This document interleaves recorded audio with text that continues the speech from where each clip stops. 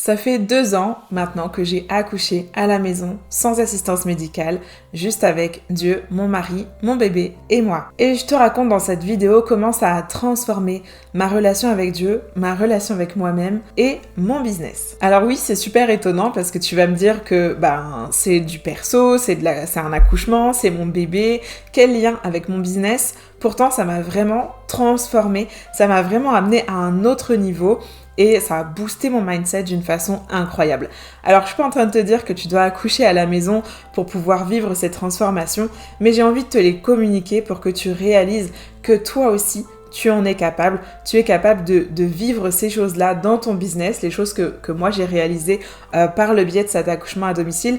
Toi aussi, tu es capable de les vivre dans ton quotidien, même si tu n'as pas accouché à domicile. Et par la même occasion, si jamais tu te posais des questions par rapport à un éventuel accouchement à la maison, eh bien, tu auras mon témoignage. C'est tout bénef. Alors le premier point que j'aimerais soulever, c'est déjà que j'ai choisi de me faire accompagner. Je l'ai dit tout à l'heure, je n'ai pas eu d'assistance médicale, mais par contre, j'ai quand même choisi de me faire accompagner par une doula. Une doula, c'est une accompagnante à la périnatalité. Alors elles peuvent accompagner dans d'autres domaines, mais dans mon cas, c'était par rapport du coup à cette grossesse, à cet accouchement, à l'accueil de bébé à la maison.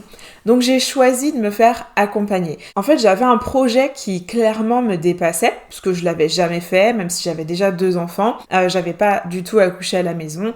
Je m'étais renseignée, j'avais pioché des trucs à droite à gauche sur internet, j'avais écouté des témoignages, mais c'est pas du tout la même chose entre ce qu'on entend, ce que les autres vivent, et puis ce qu'on va nous transmettre et nous enseigner. En fait, j'avais pas les connaissances sur comment ça fonctionne, comment fonctionne notre corps réellement, parce que ce que j'avais appris pour les accouchements précédents avec les préparations, etc., ça n'apporte pas les connaissances complètes dont on a besoin pour accoucher à la maison. Donc, je me suis fait accompagner pour avoir plus de connaissances sur le sujet, gonfler mes compétences sur le sujet, parce que j'avais aussi certaines peurs, même si j'étais très motivée, ça n'empêchait pas que j'avais certaines peurs, certaines questions qui viennent en fait simplement parce qu'on rentre dans quelque chose d'inconnu. Donc même si j'avais très très très envie de le faire depuis pas mal de temps, je me posais quand même des questions administratives, des questions médicales, des questions sur comment ça se passe, sur comment je vais gérer, sur qu'est-ce que l'État va en penser, comment on va devoir faire, etc. Donc forcément, ça soulevait des peurs. Et en plus, j'avais pas d'entourage qui était soutenant. C'est-à-dire que ma famille proche n'était pas pour, mon mari à la base n'était pas pour, il l'a fait parce que on en parlait déjà depuis longtemps et parce qu'il voulait vraiment me faire plaisir, mais c'était pas lui qui allait m'apporter toutes ses compétences, toutes ses connaissances et tout ce soutien. Donc finalement, il a été un bon soutien, mais lui aussi, il avait besoin de cet accompagnement. Le parallèle que je fais avec le business là-dedans, c'est que parfois, on a très très très envie de mener à bien son projet.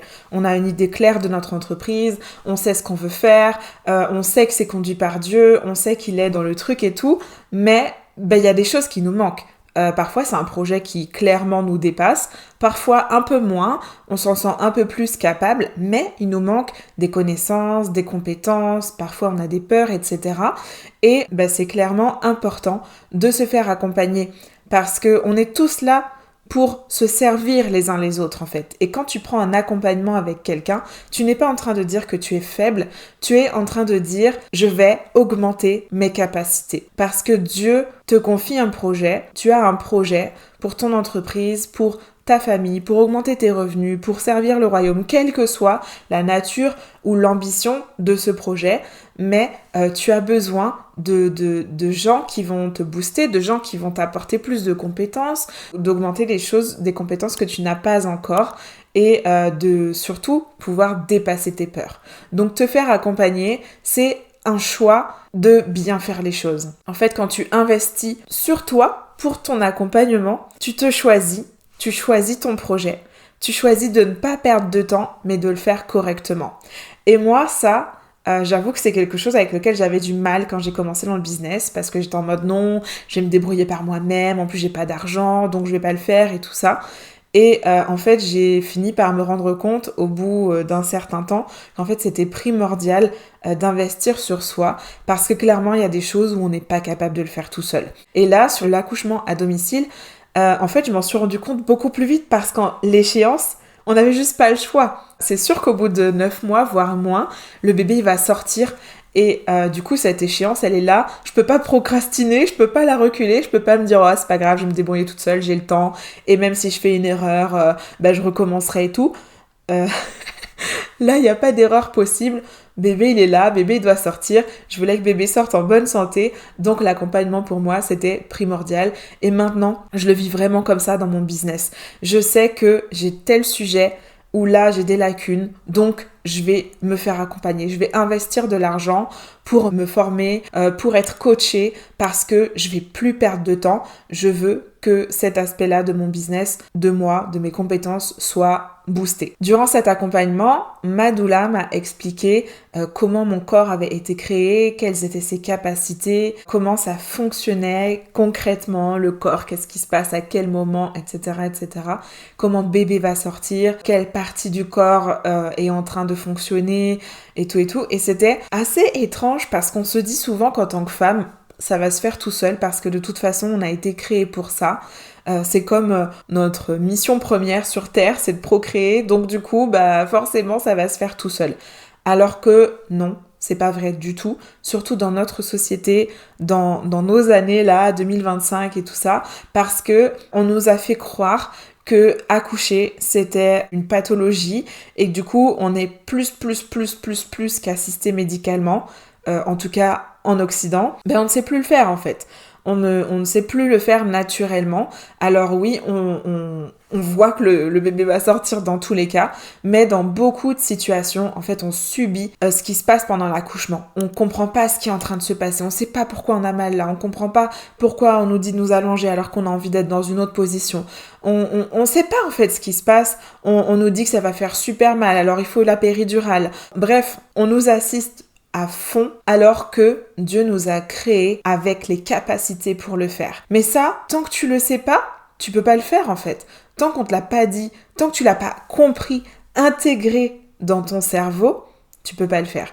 Et c'est exactement comme ça dans notre quotidien, c'est-à-dire que si toute ta vie on t'a dit que toi t'étais pas faite pour être entrepreneur ou qu'on te voyait pas dans cette branche ou que t'étais nulle avec les chiffres, donc du coup au niveau compta ce serait compliqué, en fait ton cerveau il a intégré ces informations et il en a fait ton identité. Sauf que ça c'est pas la réalité, c'est des paroles qu'on a déversées sur toi, c'est un contexte qui t'a fait croire certaines choses, mais c'est pas la vérité que Dieu dépose sur ta vie. Dieu t'a créé avec des capacités que tu n'imagines même pas. Dieu t'a créé avec une capacité d'apprendre qui dépasse l'entendement. Ça veut dire que ce qu'aujourd'hui tu ne sais pas faire et qu'on t'a toujours dit que tu savais pas faire, il suffit que tu l'apprennes d'une façon qui te convient et tu sais le faire. Moi, je peux en témoigner, quand j'ai commencé dans le business, je croyais que j'étais nulle avec les chiffres, j'avais eu des problèmes d'argent toute ma vie et je pensais que je saurais jamais le gérer et je voulais déléguer ma compta, etc. Et en fait, j'ai appris à le faire. Et maintenant, je sais le faire. Et je prends du plaisir à le faire parce que je vois mon entreprise qui grandit, parce que je vois que ma gestion, elle est meilleure de mois en mois. Et je suis fière, en fait, de ça. Et donc, toi, si tu démarres un projet ou si tu as déjà un projet et que tu as des lacunes peut-être en com', et tu te dis, j'y arriverai jamais, tant pis, c'est pas grave, je fais autrement, ou je paye une community manager, ou je ne sais pas quoi. En fait, il suffirait que tu fasses ma formation et tu saurais le faire. Pourquoi ? Parce que moi, je t'apprendrai de la façon qui te correspond et je t'apprendrai à le faire d'une façon qui te fait plaisir. Et ça, c'est super important. Et dans l'accouchement, ça aussi, ça m'a surprise, c'est que on peut prendre du plaisir. Ça fait mal, à certains moments, ça fait mal, mais on peut y prendre du plaisir. Et cet accouchement, j'en ai fait un moment de joie. J'en ai pas fait un moment que j'ai subi, comme ça a été le cas pour mes 2 premières, mais j'en ai fait vraiment un accouchement qui me réjouit, qui me fait du bien, qui me fait plaisir. Et aujourd'hui, quand j'en parle, j'en ai mais que des souvenirs positifs. C'était génial. Alors, j'ai une petite trace en mémoire de la douleur du moment où bébé est sorti, mais tout le reste, c'est vraiment que du positif. Des moments où j'ai dansé, des moments où j'ai chanté, des moments où j'ai senti ce qui se passait entre bébé et moi, des moments de symbiose que je peux même pas expliquer, des moments d'émerveillement de comment Dieu a créé mon corps et de comment Dieu a imaginé l'enfantement. Donc mettre du plaisir aussi dans ce qu'on fait, ça change la donne. Et aujourd'hui, je sais pas, je crois que je m'adresse à quelqu'un, il y a un pôle particulier que tu as en horreur, que tu crois vraiment que ce sera jamais ton truc. Moi, je veux te dire que Dieu est capable de restaurer ça. Et réfléchis, pourquoi t'as ça en horreur? Parce que peut-être que tu l'as en horreur simplement parce qu'on t'a toujours fait croire que c'était pas pour toi, que t'en étais pas capable, ou parce que ça a toujours été un moment désagréable. Donc aujourd'hui, on va inverser ça et ça va devenir quelque chose de plaisant pour toi, ok? Avec cet accouchement à la maison, j'ai découvert la puissance qu'il y avait en moi, que Dieu avait mise en moi. C'était vraiment extraordinaire parce que j'ai été suivie pendant la grossesse par une sage-femme. J'ai fait les examens à l'hôpital quand même. C'était mon deal avec mon mari que au cas où, s'il y avait quoi que ce soit, au moins, je pourrais accoucher à l'hôpital, comme c'est le cas normalement en France. Et donc, j'avais fait tous les suivis. Et à quelques jours du terme, ma sage-femme me dit « Ah, mais là, il faudrait prendre rendez-vous avec l'hôpital pour programmer un déclenchement parce que si bébé n'arrive pas le jour du terme, etc., ça peut être dangereux, blablabla. » Et j'ai dit non, je vais pas prendre rendez-vous pour faire un déclenchement parce que moi, je sais que mon plan avec Dieu, c'était vraiment avec Dieu, hein, c'était pas moi toute seule, Dieu, il était dans l'affaire. Je sais que mon plan avec Dieu, c'est que bébé naisse à la maison, naturellement. Donc, je vais pas prendre rendez-vous pour faire un déclenchement. Mais par contre, j'avais mon mari à côté qui est la sagesse et la réflexion. Et lui, il m'a dit, si jamais le jour du terme, bébé n'est pas arrivé, tu vas à l'hôpital. Donc j'avais un peu cet impératif-là. Pour moi, c'était un impératif parce qu'il était hors de question que j'aille à l'hôpital. Et les contractions ont commencé à 5h30 le matin même du terme. Et ce qui est encore plus fou, c'est que mes filles se sont réveillées à 7h pour aller à l'école et à partir du moment où le réveil a sonné jusqu'au moment où elles ont franchi la porte pour partir à l'école, les contractions s'étaient arrêtées. Donc j'ai eu des contractions avant qu'elles se réveillent et ça a recommencé dès qu'elles sont parties. Mais vraiment, dès qu'elles sont parties, ça s'est relancé quoi. Donc c'était incroyable, je me suis dit waouh, mon corps est assez fort pour se dire ok là c'est pas le bon moment parce que là il y a les filles, il faut pas les affoler, je veux qu'elles aillent à l'école en toute tranquillité sans se douter de rien et que moi après je puisse accoucher tranquillement. Et c'est exactement ce qui s'est passé, c'était vraiment incroyable. Et un autre exemple, alors médicalement, on dit que le placenta, une fois que bébé est sorti, le placenta doit absolument sortir dans les 20 minutes, sinon il y a risque d'hémorragie, sinon ça peut être grave, etc. Moi, j'étais totalement en paix avec ça. Je savais que si mon bébé était sorti naturellement, mon placenta allait sortir naturellement. Et en fait, quand bébé est sorti, le placenta n'est pas sorti. Et j'étais totalement en paix. Donc j'ai eu le temps d'allaiter bébé, mon mari a nettoyé le salon là où j'avais accouché et tout, il est allé récupérer nos filles, j'ai eu le temps de voir les filles, de leur présenter bébé, de leur faire un gros câlin, de prendre ma douche, voilà, j'ai eu le temps de faire plein de choses. Je sais plus exactement combien de temps il s'est passé, mais pas loin d'une heure ou voilà, peut-être plus, je sais plus. Et le placenta n'était toujours pas sorti. Et j'étais mais vraiment dans la paix parce que je savais, j'avais compris la puissance qu'il y avait en moi et l'autorité que Dieu m'avait donnée par rapport à mon corps. Et donc, il y avait toujours mon mari, la voix de la sagesse, qui me dit là, par contre, ça commence à m'inquiéter sérieusement, donc je vais coucher les filles et si jamais c'est toujours pas sorti quand je reviens, on va vraiment réfléchir à appeler les pompiers ou à t'emmener à l'hôpital parce que je veux pas qu'il y ait quoi que ce soit, c'est trop risqué et tout ça. Et du coup, je continue ma petite vie, il va coucher les filles, je envoie mes petits messages, salut bébé est arrivé, nanana, et puis là je l'entends, il dit bonne nuit, il ferme la porte, et là je dis à mon corps, je dis au placenta, là maintenant, t'arrêtes tes bêtises, tu sors maintenant, tout de suite, parce que sinon on va aller à l'hôpital et c'est hors de question, donc tu sors maintenant. Et je t'assure, vraiment, je te promets, le placenta est sorti à l'instant. C'était incroyable, même moi j'étais là, oh, ça va marcher. On a vraiment une autorité en Jésus qui nous dépasse et il faut qu'on se saisisse de ça. Ce jour-là, j'ai compris la puissance de ma parole, que Dieu m'a donnée, qui sort pas de nulle part, qui n'est pas un truc que je m'invente ou quelque chose que je m'autoproclame. Non, c'est vraiment Dieu qui nous a donné ça. Quand tu lis la parole, la Bible, on voit que la parole, elle est créatrice, que la parole, elle a du pouvoir, que la vie et la mort sont au pouvoir de la langue. La Bible nous parle beaucoup de la puissance de la parole. Et on voit même Jésus et d'autres personnes aussi qui ont parlé à des situations, à des corps, à des maladies. Et ce qu'ils ont dit, c'est passé. Parce que quand on se saisit de l'autorité que Dieu nous a donnée, ça ne peut que fonctionner. Donc ça, c'était vraiment juste incroyable. Donc depuis que j'ai vécu ça, j'ai vraiment changé mon attitude vis-à-vis de ce que je proclame. Parce qu'avant, j'étais un peu en mode « Oh, ça me dérange de proclamer des choses, c'est un peu bizarre, ça fait un peu des pratiques que j'ai pas envie de pratiquer. » Et j'étais gênée avec ça. Mais ce jour-là, j'ai compris quelque chose, je suis rentrée dans une dimension que j'avais jamais expérimentée et qui est réelle, qui est spirituel, surnaturel, mais bel et bien réel.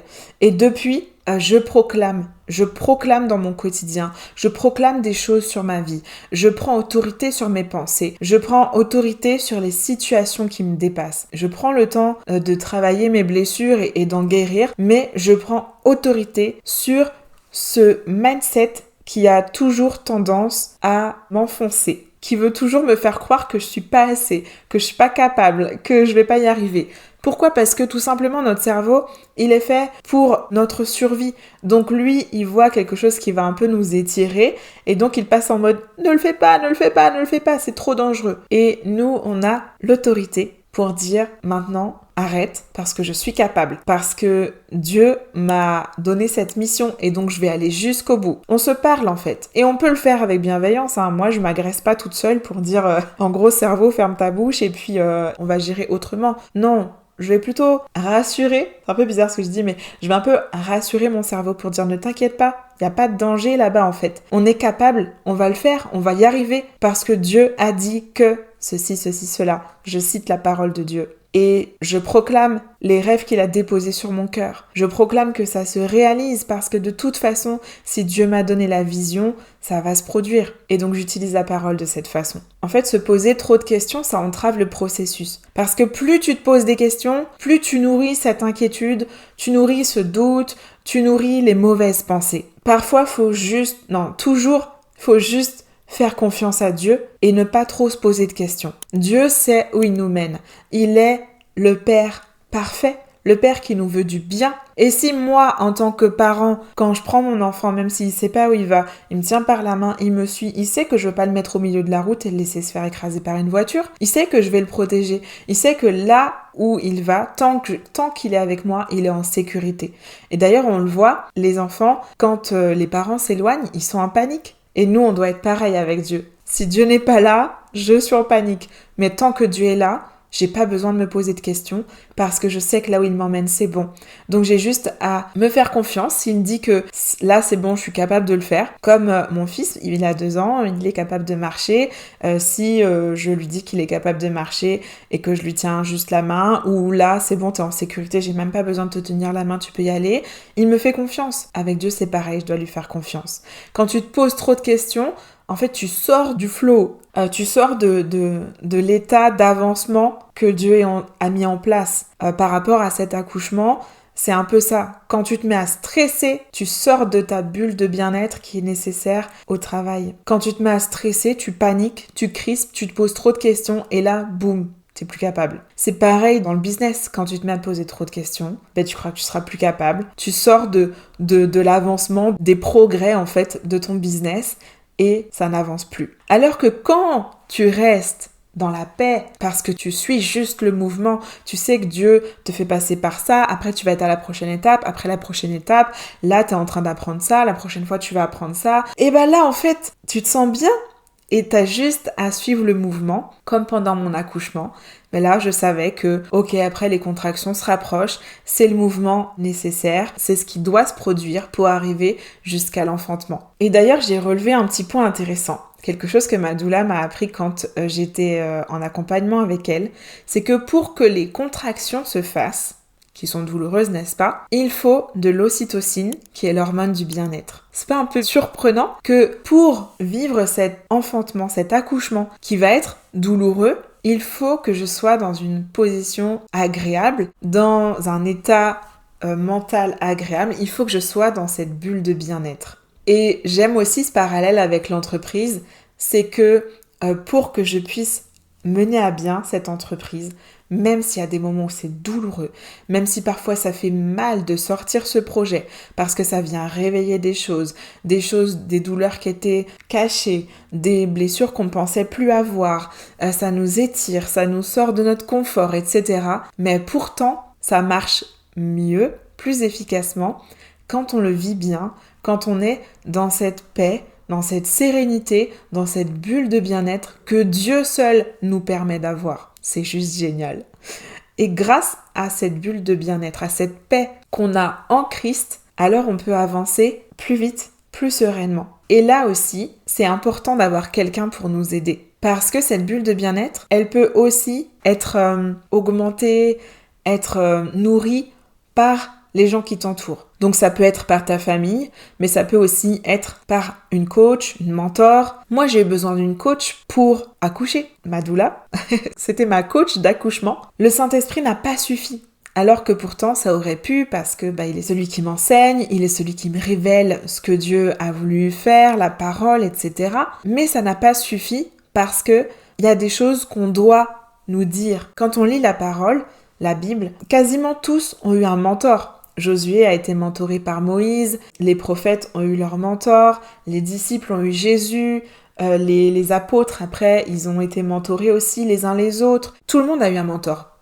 Pourtant, on aurait pu se dire, mais attends, eux ils marchaient avec Dieu, ils avaient le Saint-Esprit, tout ça, mais ils avaient besoin d'un mentor pour leur dire des choses de façon terrestre qui allaient impacter leur mindset, qui allaient impacter leurs actions, des mentors qui allaient leur transmettre des compétences, des connaissances. Et je le rappelle parce que même si j'étais pleinement connectée à Dieu, et ce jour-là, vraiment, je me rappellerai toute ma vie que c'était incroyable cette connexion avec Dieu que j'avais jamais eu avant et que jamais eu depuis. Pourtant, ça n'a pas suffi. Il y a eu un moment en plus où la douleur, elle est tellement forte que là, toutes les pensées négatives, les pensées de doute et tout ça, reprennent le dessus. Et ces pensées-là sont tellement violentes, et t'es dans la douleur, et ton corps il en peut plus, il est fatigué. Donc tu n'es plus en capacité de te dire « T'inquiète, ça va bien se passer », c'est là que t'as besoin d'une coach. Ma doula, elle était pas là avec moi, parce qu'elle habite loin, mais on a pu l'appeler. On l'a appelée à ce moment-là, elle nous a rappelé le processus de comment fonctionne le corps, à quel stade on en est, etc. Elle m'a encouragée, elle m'a rappelé que j'étais capable, que j'en étais assez à ce niveau-là, qu'il me restait tant d'étapes avant que le bébé sorte. Elle m'a remotivée. Et elle, elle avait la tête froide en fait, elle était hors de la situation. Mon mari, clairement, il avait plus la tête froide, il était en panique totale, il était avec moi depuis X heures, et lui, il était en mode là, ça va plus, tu me dis que ça va plus, c'est bon, je me change, on va à l'hôpital, je t'emmène à l'hôpital. Alors que ma doula, qui elle était extérieure à la situation, nous a rappelé que non, tout va bien, c'est normal, on en est à telle étape, tout va bien. Oui, c'est douloureux, mais tout va bien. Et c'est étonnant parce que c'est au moment où c'est le plus douloureux qu'en fait le bébé est en train de sortir.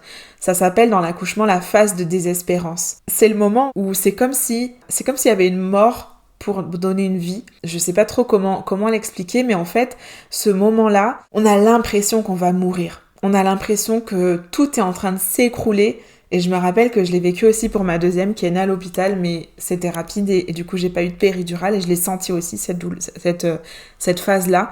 Et je hurlais partout dans l'hôpital, je vais mourir. Là à la maison, j'avais plutôt l'impression que bébé allait mourir et que ça allait être de ma faute. Bah oui, parce que du coup, j'avais choisi d'accoucher à la maison, il n'y avait pas le personnel médical. Et donc, cette phase-là, ce que je disais, les pensées étaient trop violentes pour que moi, toute seule, j'arrive à reprendre le dessus. Et c'est pour ça que j'avais besoin de ma doula. Donc, ce moment, le plus douloureux, c'est en fait ce moment où le bébé sort. Et qu'est-ce qui se serait passé si j'avais pas eu cette coach ? Eh bien, j'aurais paniqué, mon mari aurait paniqué, on aurait pris la voiture, on serait parti à l'hôpital. Et là, qui sait ce qui se serait passé ? Parce que peut-être que bébé aurait eu besoin de sortir pendant que j'étais dans la voiture. On aurait du coup pas du tout été dans des conditions agréables pour qu'il sorte. Peut-être même que ça aurait entravé la sortie de bébé, que ça lui aurait fait plus de mal que de bien. Peut-être qu'à moi, ça m'aurait fait plus de mal que de bien. On n'en sait rien. Peut-être que tout se serait bien passé aussi, mais peut-être pas. Alors qu'en fait, c'était là, c'était le moment.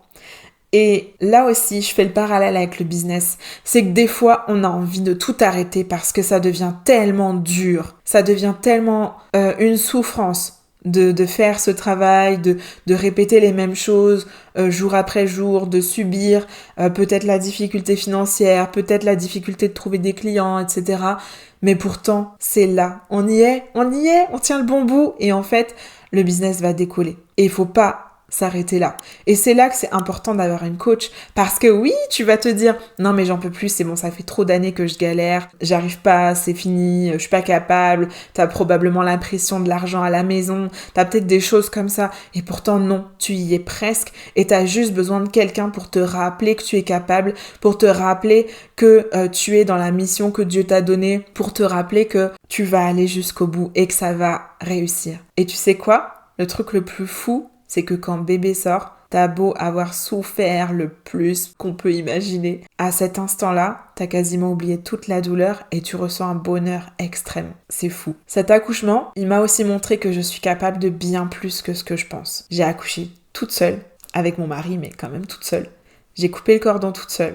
J'ai sorti mon placenta toute seule. Je l'ai mis à la poubelle aussi toute seule. Je pensais pas que j'en étais capable. Je le savais pas jusqu'à ce que Dieu me donne ce projet, que ma doula me montre, m'apprenne, me donne assez confiance en moi pour le faire. Et vraiment, j'ai vécu une expérience avec Dieu et avec moi-même qui est extraordinaire. Je veux conclure en te disant que quand Dieu te missionne pour un projet, que tu le saches ou pas, que tu le vois ou pas, tu as les capacités de le mener à bien. Donc tu auras peut-être besoin d'une coach comme moi, j'ai eu besoin de ma doula et j'ai eu besoin de plein de coachs depuis que j'ai commencé dans le business, dans plusieurs thématiques différentes. Mais en tout cas, tu as les capacités en toi.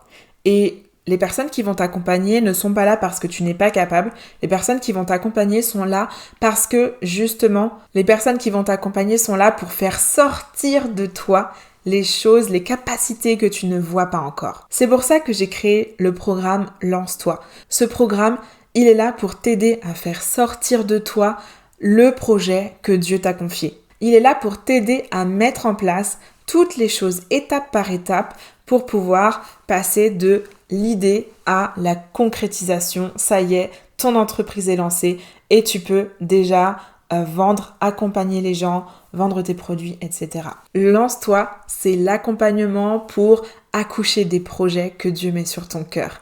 Et j'ai une de mes premières clientes qui m'a souvent parlé de ça, qui m'a dit « Mais Sarah, j'ai l'impression d'avoir accouché tellement c'était douloureux ce projet, mais tu as été ma sage-femme d'entreprise parce que avec l'accompagnement que tu m'as donné, eh bien, j'ai pu complètement sortir ce qu'il y avait en moi. J'ai pu vivre ma grossesse sereinement et accoucher sereinement. C'était pas douloureux, mais c'était dans la paix parce que je savais que j'allais au bon endroit. Et j'aime tellement le témoignage de cette femme qui aujourd'hui peut servir, travailler complètement dans ce que Dieu lui a demandé de faire. C'est tellement beau. Alors, il y a le programme Lance-toi, qui est un programme de groupe où tu vas te retrouver avec une dizaine de femmes chrétiennes qui, comme toi, ont envie de démarrer le projet que Dieu a mis sur leur cœur. Et sinon, tu as les accompagnements individuels où là, je t'accompagne toi toute seule pour pouvoir toujours mettre en place le projet, concrétiser le projet auquel tu penses depuis si longtemps pour aller au-delà de tes doutes, de tes peurs, de tes lacunes dans certains domaines. Donc, que ce soit dans Lance-toi ou que ce soit en accompagnement individuel, on va travailler sur ta vision, en tout cas la vision que Dieu t'a donnée. On va travailler sur qui tu es, ton identité, ton positionnement en Christ vis-à-vis de cette entreprise, même si tu ne travailles pas avec des chrétiens. On va travailler ton mindset, ta relation avec l'argent, tes offres, tes tarifs, les pages de vente, la communication. Bref, on fait une vision d'ensemble pour que à la fin de cet accompagnement, tu sois lancé et que tu puisses marcher par toi-même. On a tous besoin d'un coach à un moment ou à un autre. Comme je l'ai dit à plusieurs reprises, moi aussi j'ai été coachée quand j'ai commencé. Je le suis encore aujourd'hui pour d'autres sujets. Et la seule chose que ça fait, crois-moi, c'est que ça me propulse d'étape en étape à mon rythme, en suivant les choses que j'ai besoin de travailler, mais en tout cas, ça m'évite de galérer, de perdre du temps, de perdre de l'argent. Parce que oui, je sors de l'argent pour payer ces personnes-là, mais en fait, j'en gagne parce que ça me permet de faire grandir mon entreprise, d'avoir plus de clientes, de toucher plus de personnes là où elles sont, etc., etc. Donc peut-être que toi aussi, tu as cette croyance, comme moi à l'époque, que tu n'as pas assez d'argent pour pouvoir investir, mais crois-moi, tu vas perdre plus d'argent en restant toute seule, à travailler toute seule, parce que, en fait, tu vas y passer tellement de temps pour gagner très peu d'argent que finalement, tu aurais mieux fait d'investir pour gagner de l'argent plus rapidement. Donc voilà, je te partage mon vécu, je t'encourage avec ce sujet. Si tu veux en savoir plus sur Lance-toi ou sur les accompagnements individuels, tu cliques sur le lien qui est dans la description, tu m'écris par mail ou par Instagram, c'est comme tu le souhaites, je suis là pour toi. Je te dis à très bientôt et je te rappelle que ce que Dieu a mis en toi est bien trop précieux pour rester caché.